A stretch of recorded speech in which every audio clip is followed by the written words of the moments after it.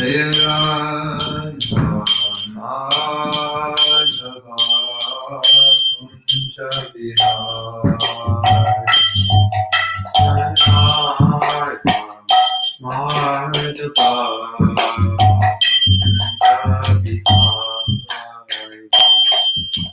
Gopi Jana Vallabha Girivaradhari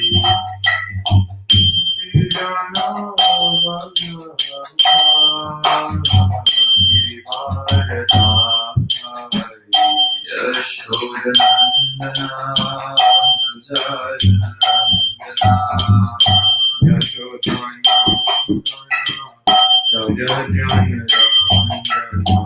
Yashodanandana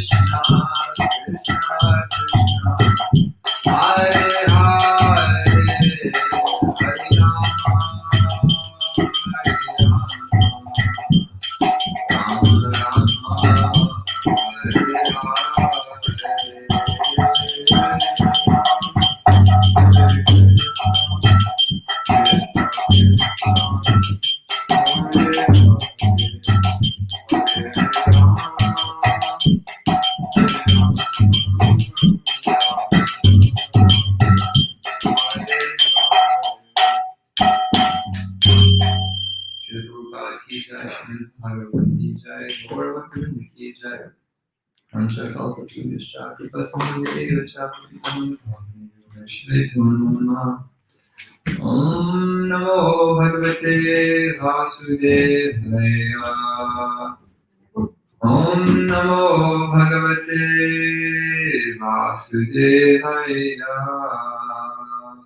Om Namo Bhagavate Vasudevaya.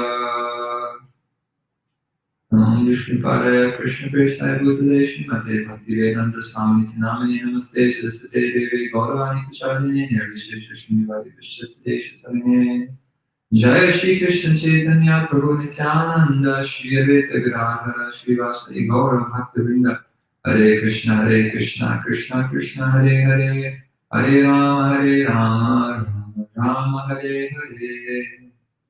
Hare Krishna.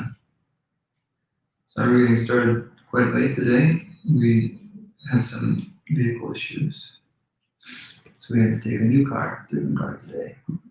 So we're continuing, just about wrapping up with this episode of King Krishna Bharati in the Srimad Bhagavatam, Canto 4. We're about halfway through the last chapter of this section. And Narada Muni is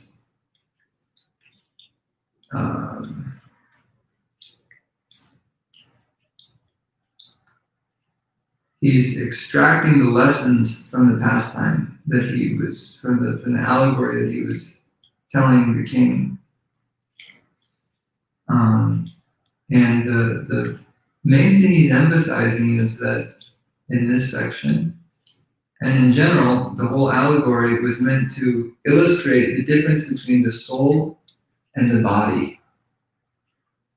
There's a difference between our consciousness, who we are, and the physical body that we inhabit. And that's the basic principle in spiritual life. The basic principle of spiritual life is, I am not this body. I'm something more. And so I'm meant for something more than bodily gratification, physical gratification. So we'll start with text 35. Arte hividyamanepi samsritir nanivartate manasa lingarupena svapne vicharato yatha. Translation. Sometimes we suffer because we see a tiger in a dream or a snake in a vision, but actually there is neither a tiger nor a snake. Thus we create some situation in a subtle form and suffer the consequences. These sufferings cannot be mitigated unless we are awakened from our dream. So sometimes the material world is compared to like a dream. Although it's not completely false, the material world is real, but it's a plane or order of reality that is not the highest. So just as we might feel real fear in a dream, when we wake up, we realize that there was nothing to be afraid of in the first place. Similarly, when a person realizes, I'm not this body, they give up their identification with the body, then all of the fears and desires associated with the body disappear. So Prabhupada quotes a verse from Bhagavad Gita, chapter 2, text 14. Matra sparshas tu konteya shitoshna sukatu katha agama payano nityas tam titikshashva bharata.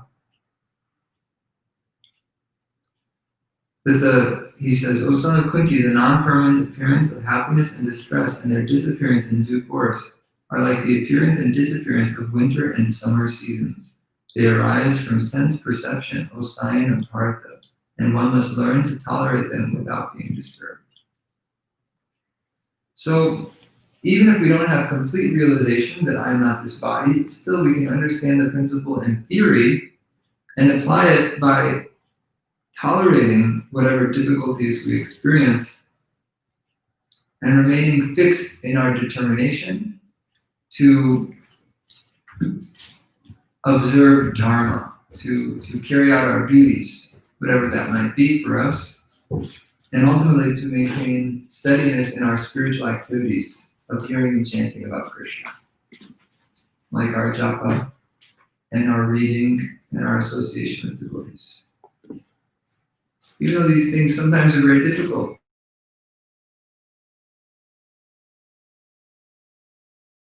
but it's very easy to remain enthusiastic. Hare Krishna. So,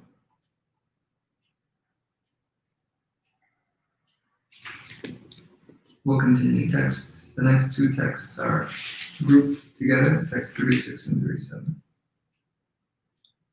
Atatmanortha bhutasya yato nartha parampara samshritistad vivachedo bhaktya paramaya gurau vasudeve bhagavati bhakti yoga samahita sadhrichenena vairagyam jnanam cha jnanayishyate. The real interest of the living entity is to get out of the nescience that causes him to endure repeated birth and death. The only remedy is to surrender unto the Supreme Personality of Godhead through his representative. Unless one renders devotional service unto the Supreme Personality of Godhead, Vasudeva, one cannot possibly become completely detached from this material world, nor can he possibly manifest real knowledge. Prabhupada writes, this is the way to become detached from the artificial material condition. The only remedy is to take to Krishna consciousness and constantly engage in the devotional service of Lord Vasudeva, the Supreme Personality of Godhead. Everyone is trying to be happy, and the process adopted to achieve happiness is called self-interest. Unfortunately, the conditioned soul hovering within this material world does not know that his ultimate goal of self-interest is Vasudeva. So it takes some self-honesty to recognize that although we have this sense of being independent, we're actually not.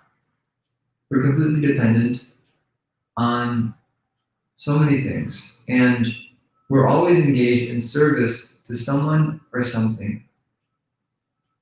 There's no situation in this world where we can be completely free from service to someone or something. So it's just a question of choosing who am I going to serve. If I go and get a job, then I am serving my boss. If I get married, then I'm going to serve my spouse. If I have children, I'm going to serve my children. Just by taking birth, we have parents. We are engaged in service to our parents in different ways. We might feel lonely, and so we get a dog or a cat, a pet to keep us company, and we have to serve the pet. There's so many ways we serve. We pay taxes to the government. We serve the government. So many ways that we serve. So there's no position where we cannot be a servant. Everywhere we go, whatever we do, we have to be engaged in service to someone. So the choice in life is who will I serve? And what will be my motivation? In the material world, everyone is serving others for some selfish interest. This principle of I'll scratch your back if you scratch mine. I'll help you gratify your senses if you help me gratify my senses. Normally, that's the implicit or explicit contract of a marriage. They have marriage vows that say in sickness or in health, happiness and distress, and so on. But in practical terms, people are genuinely only interested in being married to somebody who helps them gratify their senses. And as soon as the marriage becomes uncomfortable or unpleasant, then they think, I'm done.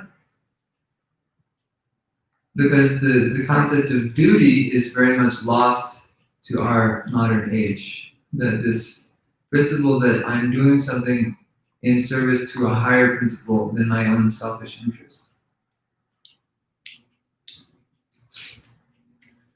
So in the beginning, at least, we should understand that I'm a spirit soul. My well-being is not actually the happiness or distress of the happiness of this material body, but my real well-being is my spiritual growth. And so I should take up whatever services will help me grow spiritually. And that will be how I make choices in life. Who I will serve how I will serve will be based on that consideration. And eventually we come to the standard of just being fully a servant of Krishna without any care for our own pleasure or security. That's a very high standard, so we can't take that up artificially. We have to carefully move in that direction by accepting circumstances that are helpful, like doing some service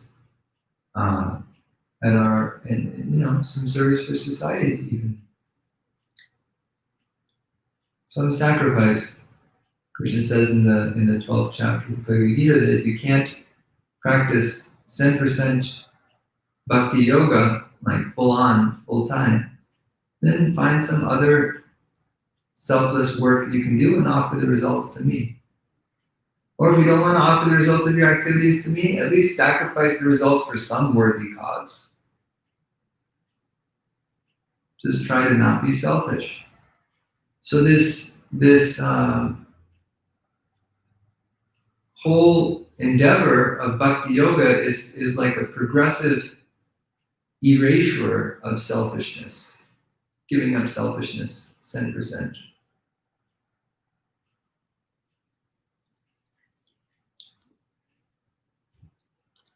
And in this verse specifically, Prabhupada is emphasizing in his translation, and in the verse itself, Bhaktya Paramaya Gurau, that unto the representative of the Supreme Lord, the Guru. So it's not that we can just claim, now I'm a servant of Krishna, so I'll just do whatever I think Krishna wants. Our service needs to be authorized. Krishna is a person, and he has desires, and he has things that he prefers and things that he does not prefer. So we have to receive the instructions of how to serve Krishna in disciplic succession from an authorized spiritual master. And only then can we be confident that Krishna will accept our service. That's very important. Yeah, what's up? I want some water. Okay. Can you ask for Kunasha to get you some water? Okay. You just wait. So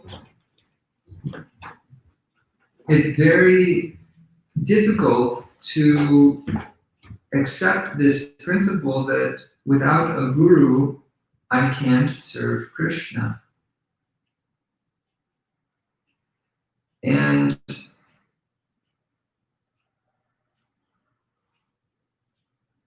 it sometimes takes a lot of suffering to accept it, because we think, well, I'll just do it by myself, but then after a year goes by, or 2 years go by, or 3 or 4 or 5 or 6 or 7 years go by, or 10 years go by, or 20 years go by, we realize it doesn't seem like I'm progressing very quickly.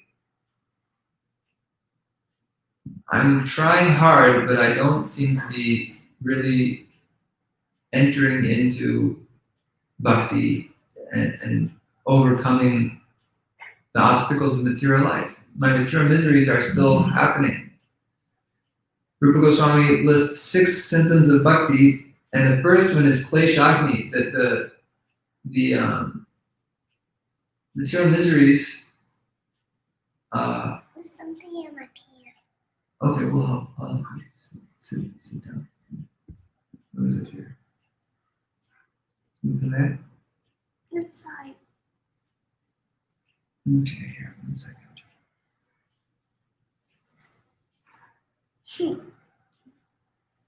Okay, I got it. I'm gonna go over. Okay, go sit down there. I want to see. I want to see. There you go.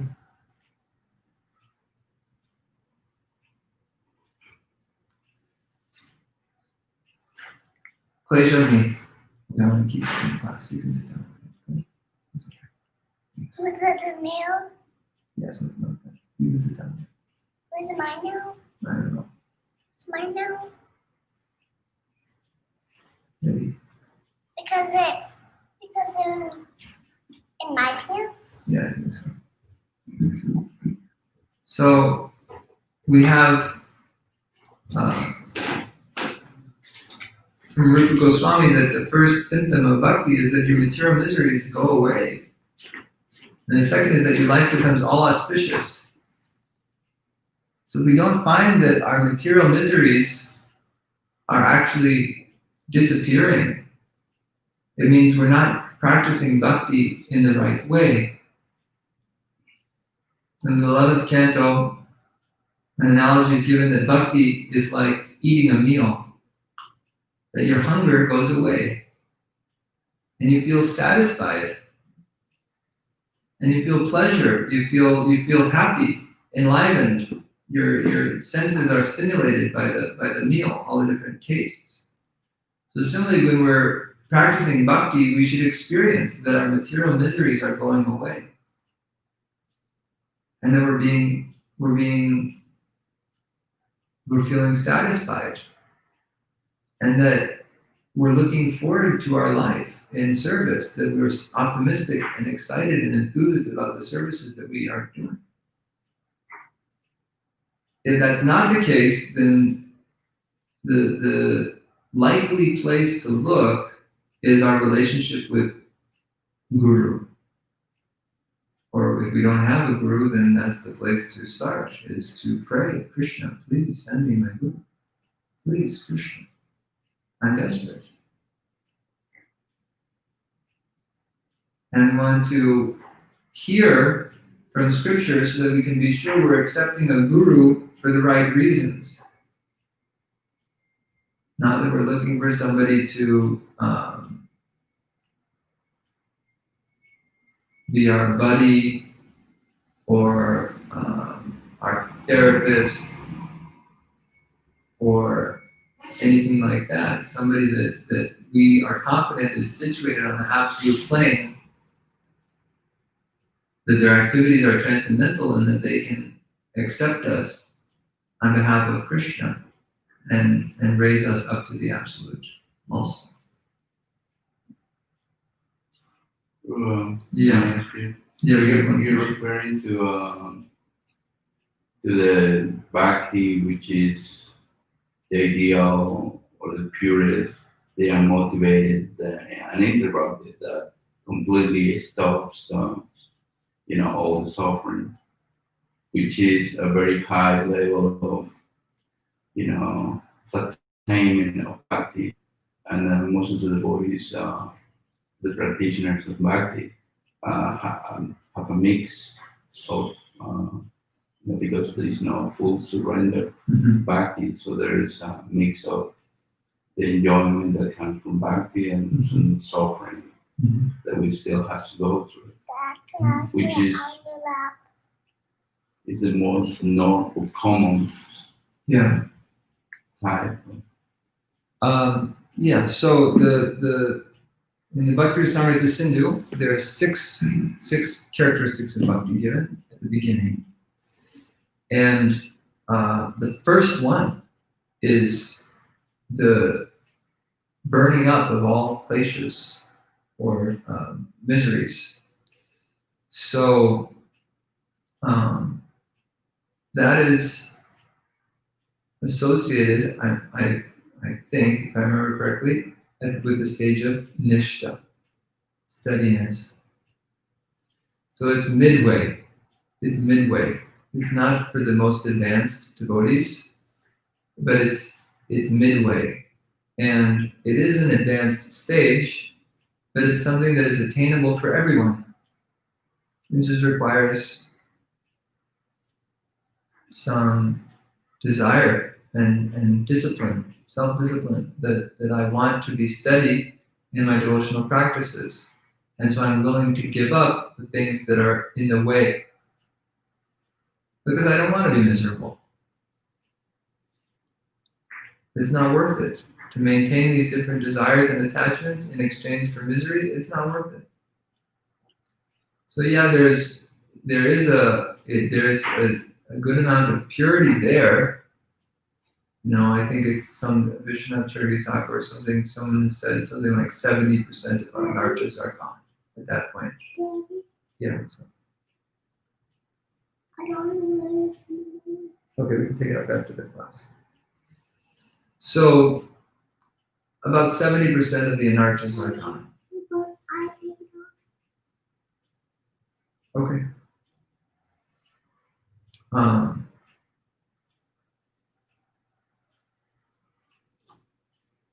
So that's quite a bit, but it's not 100%. It's not that we have to have prema before we start experiencing the benefits of bhakti. Even at an early stage, it's not that we have misery and then all of a sudden it's gone. It's a gradual process that the misery is reduced also. So that's, from the very beginning, we start to experience, like I often share that all of my young adult life, I suffered from boredom. I would just feel very bored and like I didn't know what to do with my life. And it was a painful experience because you have free time, but then you have a desire to enjoy, but you have no faith in any of your prospects. That none of the things that I could do, I don't think any of them will bring me real pleasure. So it's a very miserable position to be in. And so very shortly after taking the practice of bhakti, I didn't feel bored anymore. And I really haven't felt bored since then. So that's just one example of how different types of misery go away. And then at the stage of nishta, I believe, is when the first characteristic of bhakti starts to manifest, that we really experience that, practically speaking, we're no longer suffering in this world, that we're steady in our bhakti and our focus is just on our bhakti. Because the suffering is relative, it's just a lack of context, that if I understand that these difficulties are temporary and that I'm undergoing these difficulties for a higher purpose, it's a voluntary sacrifice and it's not so miserable. But it's not that it's just a relativization of the thing, but it's actually that we don't experience them as miserable in the same way that we used to. I'll hold it. All right, let's move on here. Text 38. Sochirad eva rajarshe syada chuta katashreya shinvata shridhanasya nityadasya adhi.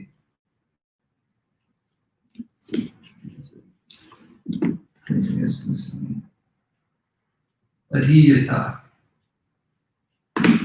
O best of the kings, one who is faithful, O best of kings, one who is faithful, who is always hearing the glories of the Supreme Personality of Godhead, who is always engaged in the culture of Krishna consciousness and in hearing the Lord's activities, very soon becomes eligible to see the Supreme Personality of Godhead face to face.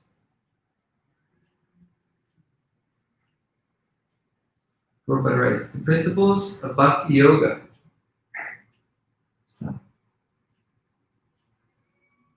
The principles of Bhakti Yoga. Shravanam Kirtanam Vishnu Smarnam Padasevanam Archanam Bandhanam Dasyam Sakyam Atmanivedam are the only means by which perfection can be attained. Simply by hearing of the glories of the Lord, one is elevated to the transcendental position. Texts 39 and 40. My dear king, in the place where pure devotees live, following the rules and regulations, and thus following the rules and regulations, and thus purely conscious and engaged with great eagerness in hearing and chanting the glories of the Supreme Personality of Godhead. In that place, if one gets a chance to hear their constant flow of nectar, which is exactly like the waves of a river, one will forget the necessities of life, namely hunger and thirst, and become immune to all kinds of fear, lamentation, and illusion. So here we're hearing that just by associating with devotees and immersing ourselves in activities of devotional service, hold on, you have to be patient, we're not done yet, okay? Just by immersing ourselves in activities of devotional service, we can forget all of our material miseries. Even if we're not on that platform of advancement, if we associate with other people who are on that level, then so long as we're in their company and associating with them and engaging in bhakti yoga practices with them, we'll also experience an astonishing forgetfulness of our material condition of life. We experience this when we get absorbed in kirtan or absorbed in hearing about Krishna, or just service. I mean, it's possible that just through engagement and absorption in the mode of passion, people are able to. Papa, do you have something to say to you? Okay, you have to be patient because we're not done with the class, so please wait. We're almost done. We'll be on just a few more minutes, okay? So just by being absorbed in the mode of passion, what to speak of transcendence, people can forget their bodily needs. There's tech workers, computer programmers, and so on who they become so absorbed in their coding that all they eat throughout the day is like a little lunch drink. It's like a lunch, instead of a lunch meal, they just have all of the nutrients in it in like a little bottle.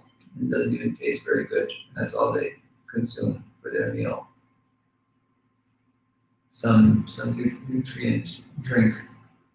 And that's it. And they're just so absorbed in their work that they forget their hunger. They just, they don't experience it practically. So, what to speak of people who are absorbed in Krishna conscious activities? For them, it's a lot easier to come to the level of forgetfulness of our material wants and needs. Prabhupada writes, the cultivation of Krishna consciousness is possible where great devotees live together and constantly engage in hearing and chanting the glories of the Lord. In a holy place like Vrindavan, there are many devotees constantly engaged in chanting and hearing the glories of the Lord. If one gets the chance to hear from pure devotees in such a place, allowing the constant flow of the river of nectar to come from the mouths of pure devotees, then the cultivation of Krishna consciousness becomes very easy.